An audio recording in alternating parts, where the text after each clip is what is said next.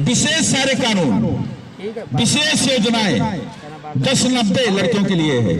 अगर महिलाओं से संबंधित कोई भी अपराध होता है तो तत्काल कॉल करें तुरंत उनके लिए। पुलिस महिलाएं पुलिस भी नियुक्त हो रही हैं।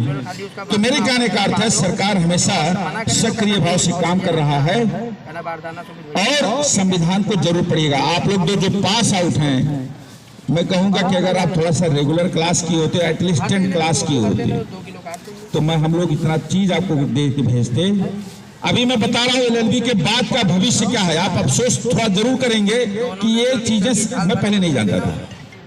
आप समझते होंगे एलएलबी का नॉर्मल कॉमन सेंस है कि एलएलबी के बाद व्यक्ति वकील बनेगा।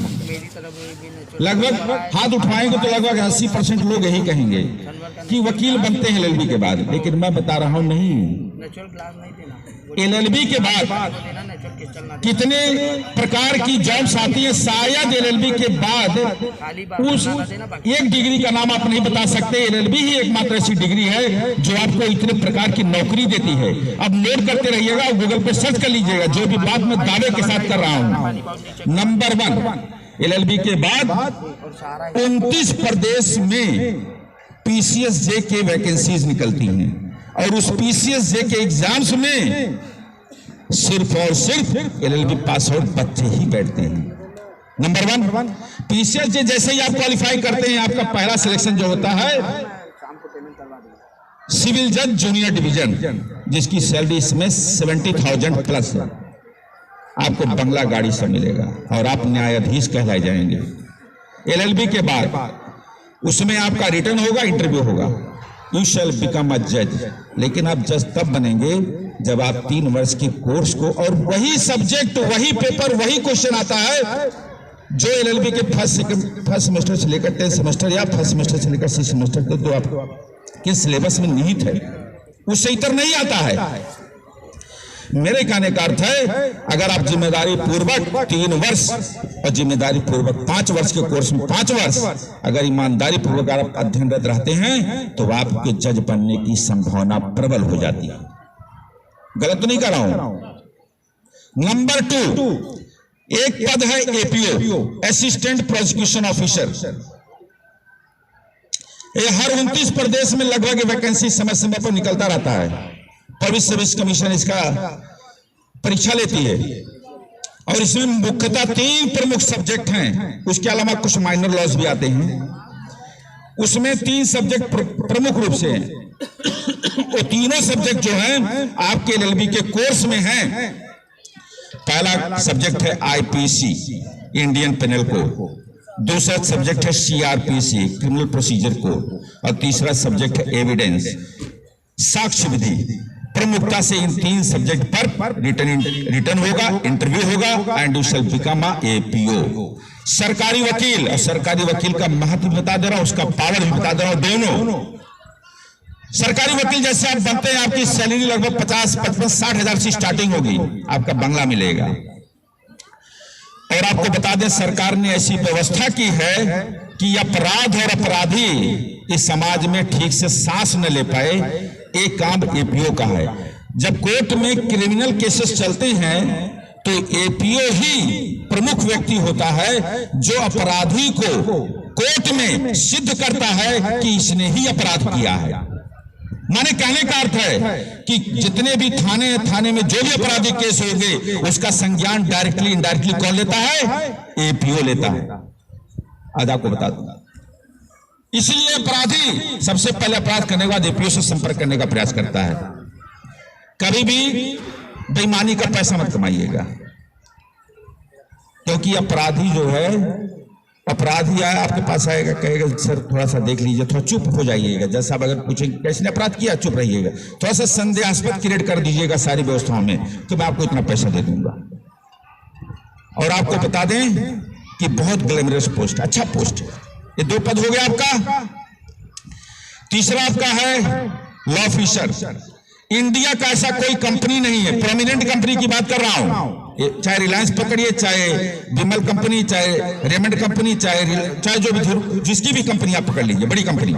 इंडिया का ऐसा कोई कंपनी नहीं है, इंडिया का ऐसा कोई फर्म नहीं है, इंडिया का कोई रेलवे नहीं है, इंडिया का कोई ऐसा बैंक नहीं है, ऐसा कोई आर्मी डिपार्टमेंट नहीं है, नेवी डिपार्टमेंट नहीं है जहां पर लॉ ऑफिसर नियुक्त नहीं होता है। और लॉ ऑफिसर कौन नियुक्त होगा?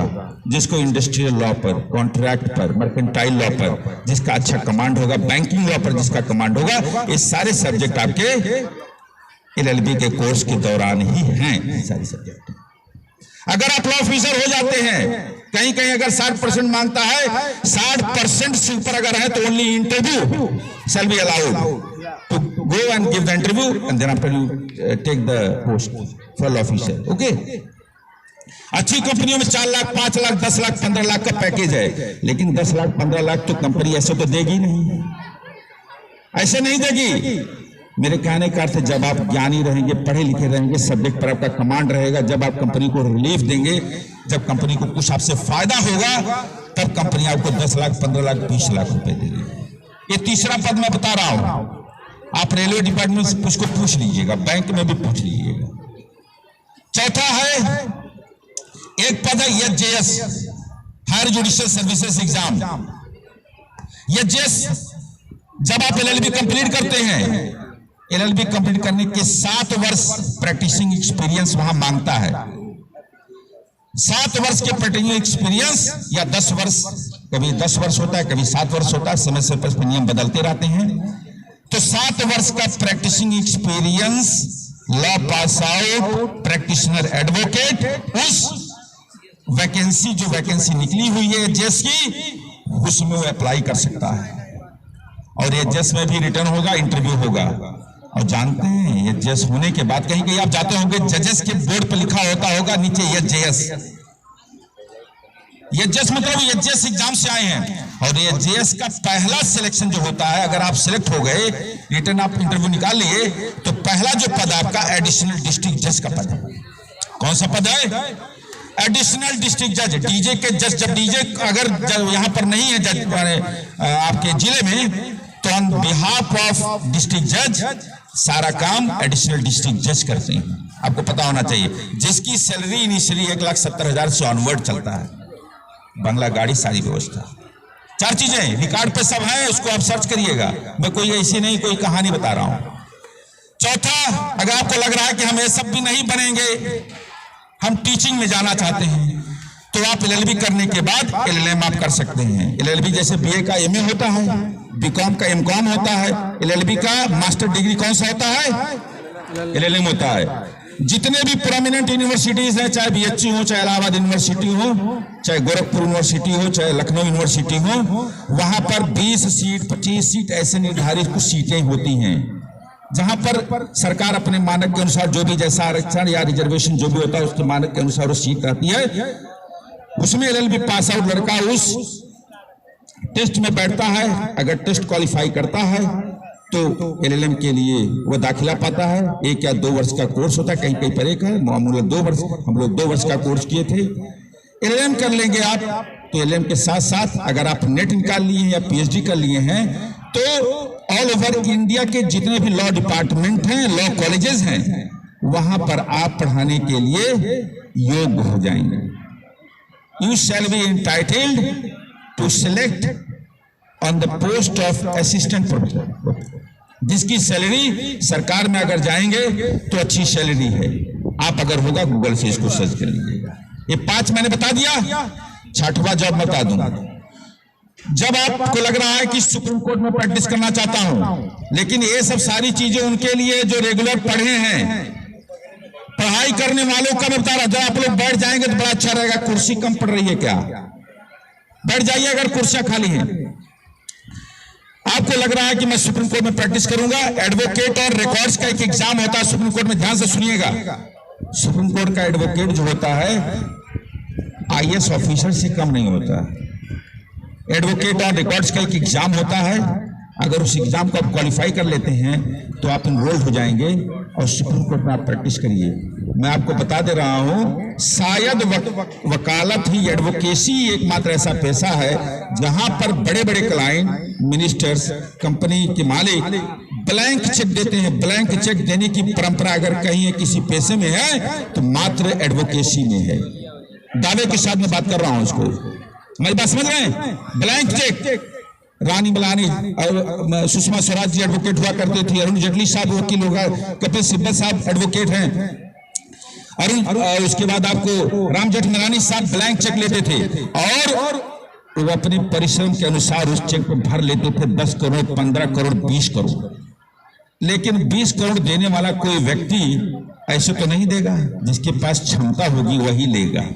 तो मेरे कहने का अर्थ है कि स्काई इज द लिमिट, आसमान की ऊंचाइयां हैं इस पेशे में। और अगर आप लग रहा है सुप्रीम कोर्ट में प्रैक्टिस नहीं करूंगा तो आप हाई कोर्ट में आ जाइए, हाई कोर्ट में प्रैक्टिस करिए। अगर लग रहा हाई कोर्ट में नहीं करूंगा डिस्ट्रिक्ट कोर्ट में करिए, डिस्ट्रिक्ट कोर्ट में भी ये चलेगा। लेकिन सफल होने के लिए, अच्छा अधिवक्ता होने के लिए एक चीज का ध्यान रखिएगा कि पढ़ना आपको पड़ेगा।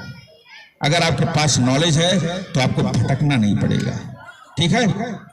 और शेष सारी बातें और सब बता दी, जितनी भी बातें मैं बताया हूं, मैं अपने बाबूजी को भी आज याद करूंगा कि उनके अथक परिश्रम से, प्रयास से इस सुदूर गांव में उन्होंने इस संस्था की परिकल्पना की और संस्था स्थापित हुआ और संस्था अपनी बुलंदियों पर है। बस यही करिएगा। अगर आप लोग रेगुलर क्लास करते तो दावा है कि 300 सीट में से लगभग 50 जज मेरे इसी कॉलेज से होते। लेकिन दुर्भाग्य रहा, परंपरा उत्तर प्रदेश की कुछ अलग है। हम बंगाल में मेरी पढ़ाई लिखाई हुई है, अफसोस करता हूं, लेकिन कहीं कहीं परिस्थितियों से आदमी परिस्थितियों का भी गुलाम होता है। इन्हीं चंद शब्दों के साथ जितने लोग आप लोग आए हैं, जितने भी छात्र आज आए हैं,